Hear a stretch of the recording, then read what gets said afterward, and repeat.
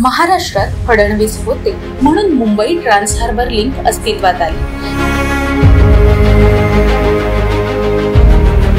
प्रभू रामचंद्रांनी बांधलेल्या रामसेतूनंतर MTHL हा देशातील पहिला आणि जगातील 12वा सागरी सेतू ठरला। 1962 पासून प्रलंबित असलेला प्रकल्प फडणवीस यांच्या नेतृत्वाखाली विक्रमी वेळेत पूर्ण झाला। यामुळे मुंबई आणि नवी मुंबईच्या दळणवळणात क्रांती घडून येत आहे।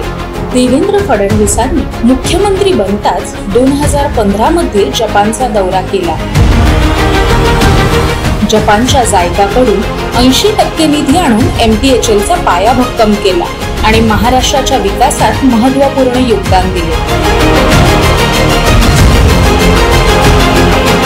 अटल सेतूद्वारे आतापर्यंत लाखो प्रवाशांनी प्रवास केला आहे।